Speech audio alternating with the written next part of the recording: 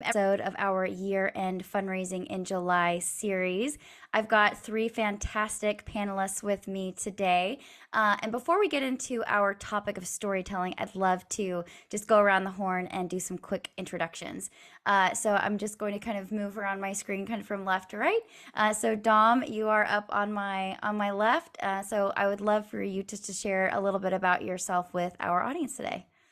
Hi, my name is Dom Spinoza. I'm the Chief Creative Officer. I've been in the industry for 30 plus years, and I believe I've almost worked on almost every account there is out there after 30 years, and excited to be here today. Thank you. Yeah, I'm excited to get you on our show because you've got so much wisdom and experience to share. And then next, I've got Kat Hurt. And did Yeah. I say that correctly? Yes. Yes, Okay. you did. Yes. So Kathy Hurt, I'm Associate Creative Director at Pursuant. I've been in the industry for almost 23 years now, doing copywriting, helping clients find their unique voice while maintaining best practices for fundraising. Thank you. And last but not least, Alyssa Boger. Hi, I serve as Senior Vice President of Client Strategy at Pursuant. So that means I get to work really closely with all of the amazing organizations that we get to serve and our team of strategists and account managers. I've been in the nonprofit space for about 15 years now, was on the nonprofit side to begin with, leading an annual fund, and then jumped over to Pursuant and just been very grateful to be able to work with such incredible missions over the years. Thanks for sharing a little bit of background. So as I said at kind of the top of the show today, we are talking about storytelling at year end, and storytelling is one of those things that can incorporate a lot of different facets of fundraising appeals, from photography or illustration to the copy. And so I'd love to kind of start with you, Alyssa, since you have overseen hundreds, if not thousands, of calendar year-end campaigns at this point. Why is it so important for a nonprofit to stand out at calendar year-end? Let's just start there. Yeah, it's a great question. I mean, it's a time where everyone who is anyone is sending out communications, and they're sending out a lot of them. So it's important to be able to stand out and to be able to connect with donors, especially at that time of year. I think we've had many conversations with organizations, especially with Kat, as our team is working through copy together, about trying to nail down what makes the organization unique, what we call their unique value proposition. A lot of organizations feel that they are unique just inherently. No one does what we do, but there's over like 1.5 million nonprofits. So there is someone who is doing what you are doing, probably very similar to how you already do it. And so being able to tell your story, whether that's the story of a beneficiary, a service recipient, your own brand story, is just really critical to be able to create that connection, and to go beyond just what you do and how you do it, but the impact that you're making and how the donor is a part of that impact, a part of that story. And so we'll spend time, especially as we're going into hopefully large campaigns, if we can have that time set aside with our partners to really think about what makes the offer unique at this time of year. What are those proof points, the data, and the impact that we can share and back up, along with a goal. So having that ideally like one-to-one story, concrete proof points, and a clear goal is really what makes that kind of year-end effort successful. But so many organizations, I feel like, and Kat and Dom, you can probably speak to this, really struggle to just break out of more broad talking points about their mission and impact and zero in on like a very specific outcome or goal or effort. If we don't raise this, then this is in jeopardy, or your impact so far this year has been able to make this possible. We want to do X more of that next year. That's just very hard for some organizations. So we'll try to spend some time working through that with our partners, as I mentioned, trying to hone in on that unique value proposition. And that's something that Kat does beautifully along with our strategy team. So I don't know, Kat, if you want to share a little bit more about that unique value proposition, how that piece is really important to being able to stand out among a sea of sameness. Yeah, yeah. We have a whole process that we go through, but the basic root of it is good listening from your donors. And sometimes you need to involve your program staff in this conversation versus just your development staff, to talk about what are our donors saying to us matters to them. What are they responding to in terms of types of asks? Because you're going to want your year-end appeal to be about your most popular topics, not your least popular topics. And we have to remember that people give to people, not to organizations. So we do, they're not giving to you because of your process, they're giving to you because of the impact that you make in the world. So we try to hone in on that sort of outcome language and what your donors care about most, and then try to kind of land there, because everybody and their second cousin is going to be asking for funds to end the year strong, and most of them are going to have a match. So simply putting those things into your appeal is not going to make you stand out. And that's where good storytelling really comes in. I'd love to dig into that a little bit more, Kat, because I think that for many organizations that their process of how they're uniquely solving some kind of some problem in the world is probably why they got started or Mhm. one of they thought, they had this great very entrepreneurial idea of how they could break the mold and do things differently as an organization. So I'm curious if you encounter a lot of pushback when you are working with organizations and their process is something that they're really proud of. We do. I mean, we definitely, over the years, I've seen many people really want to talk about their process in their appeals. And I think a lot of times you just end up showing them the data. Well, we talked about the process in the appeal and it didn't raise money.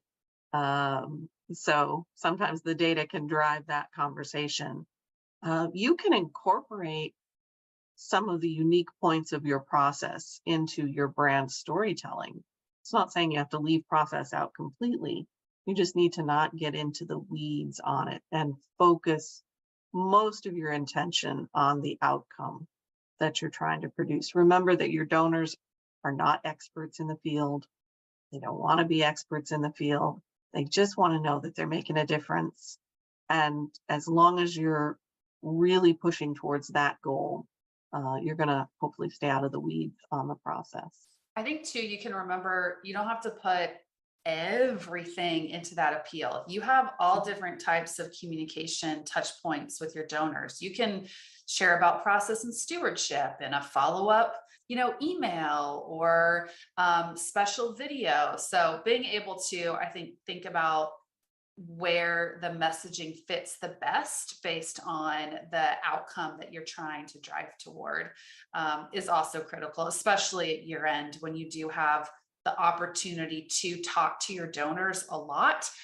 They're used to a lot of communication at year end. So you can kind of sprinkle in and vary what aspects of your story and process you might tell in digital compared to direct mail, where you really need to be more honed in on a clear case, a clear call to action, and not a lot of fluff and confusion that's going to take donors away from just very simply, easily understanding what you're asking them to do, which is make a gift. I love that you brought the idea of channels into the conversation, Alyssa, and I definitely want to put a pin in that and return to it because I'm sure there are lots of organizations out there who are thinking through right now what new channels should we be testing this year. I don't know about you, but I think everybody and their dog signed up for Threads last night when it came out from Instagram. So I'm sure there are some organizations that are asking that question right now as to what they should be trying out. So I definitely want to return to that. But something that we know is a really important part of any nonprofit appeal is images and words. I mean, that's all we really have to communicate. Video, perhaps with some video, move some video in there as well with digital appeals. So Dom, you are our in-house expert when it comes to imagery. So I would love to kind of piggyback on this topic we've been discussing of how to make your organization stand out and be unique at year end, and how can imagery really play an integral part of that. Great, thank you. Well, I think first, I like to look at images as a live conversation. Two people looking at each other and sharing thoughts, ideas, and experiences. And the key word here is looking. When we talk to a person, we want to have that eye contact. And it's the same with a photograph. It's that eye connection that makes you feel like you're actually talking or reading about somebody. So I think that's key. A photo tells a story. We've all heard that expression, "A photo's worth 1,000 words." Sorry, Kat. But photos do grab you emotionally, visually, and it's one of the first things you look at. But the key is that they also support the copy. So when you're looking at a photo and then you're reading, the two go hand in hand, that they support one another. And all of a sudden the story becomes to life because you can relate a visual to what Kat may be writing about. So imagine talking to someone who looks away. You kind of lose interest, and all of a sudden you've lost that eye contact. And that's key. So in our copy and in our photographs, we do the same thing. So we like to select images like that have that eye contact. Unfortunately, in the real world, we always don't have that from the client. So, we do our best, and sometimes we have limited resources. So we have to look at photos that, somebody might be looking away, that type of thing. When we're kind of locked into that type of photography, I think we want to make sure that the images that we do select are not looking off the page. For example, if you have a homeless shelter and they're all eating like a Thanksgiving dinner, but the photos on the left and are all looking left, your eye goes left and you stop reading. So think about when you put a photo in place, always have them taking your eyes back into where we want them to read visually. That's a key, because we don't realize it. We do a lot of things subconsciously, like looking, that eye contact, we do it subconsciously. Looking at a photo and turning my head, we don't control that. It just happens. So when we design and we write, the two really want to go hand in hand. The other key thing too is a lot of times we get photographs, from a client that may be taken by a cell phone. So I'd say, think creatively. There are some ways you can take those photos and turn them into real life photos. For example, if you have a lower resolution photograph, put it in a phone as though someone is sharing that photograph with me in the phone. Or maybe you do a soft, for those art directors and designers out there, maybe it's a soft focus around the photo. So what happens with a soft focus is your eye goes to the part that's the sharpest. And that may be, sending a meal, or maybe it's, keying in, or a dog or cat who's going to adopt it. So I suggest, storytelling and the photos go hand in hand. And when you're writing and designing, you really need to have both in front of you so that it works as one. I think it's really important to discuss this idea of like user generated content. And what I mean by that is like images and stories and firsthand accounts that the nonprofit is collecting throughout the year about those outcomes that the nonprofit is making. And what I hear from a lot of folks who work at nonprofits is they either are making it harder than it has to be to get that content, or they just don't really know how to go about collecting it. So I'm curious if you have any tips for nonprofits when it comes to getting those photos, getting those testimonials, getting those quotes that are so helpful when you're crafting these appeals. I'll let Kat talk to some of the testimonials. Like in the past, sometimes we'll get on phone calls or have Zoom calls with folks so that we can just have a conversation. I think, and Kat can speak to this, when you just talk to someone, you get a ton of information beyond the question that you asked. So having that open dialogue is going to give Kat, a ton of resources to craft her story, so it becomes a real storytelling letter. In terms of the visuals, we live in a cell phone world, unfortunately, and we can't afford photographers all the time. So again, I think if we could direct our clients to that eye contact type of photograph, don't try to get everything in one shot. Walk up to someone and don't be shy. Walk up to someone and ask to take their picture. Get that one-to-one interaction with that person. I think that's part of one of the hardest things for folks to do is walk up to a complete stranger and take their photograph. You feel like you're invading their space. But you'd be surprised if you ask politely, if do you mind if I take this shot, and explain why? They'll let you take a lot of shots, and they may even suggest types of shots. Yeah, and then in terms of finding those stories, sometimes it's just as simple as reading your Facebook page, because people will comment on your Facebook images, and you may say to yourself, well, now there's a story there. And then you can go and contact that person through Facebook and ask, do you have a story that we could share? We also, for some of our clients, will run a campaign 1 month that's a stewardship thing. All it is, we're asking you a question, answer the question, share a selfie with us. And then you get their contact information. You put a permissions form when they share their selfie that you're allowed to use their story and photo, and they, check the box, yes, it's okay. And then you can use that content, but you can also follow up with anybody who gives you a particularly interesting answer. So the ability to get stories, there are a lot of different places that you can look for those stories. And sometimes it's just not as hard as you think it. You can ask. I mean, a lot of people just don't realize you could just ask people.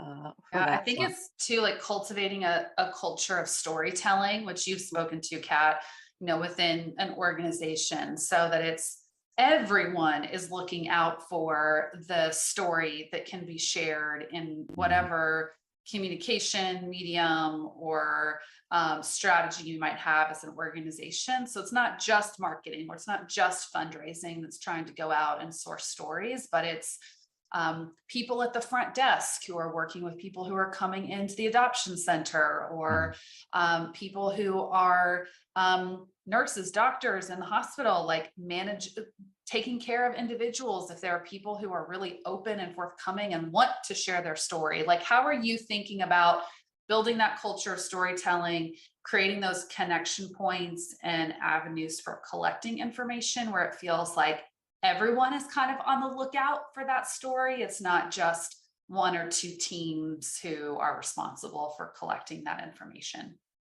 Thank you, Dom, Kat, and Alyssa, for joining us today. I'm sure our listeners and viewers took away some great things that they can think about as they start to put their year-end stories together. So once again, thanks for your time. Thank you. Thank you.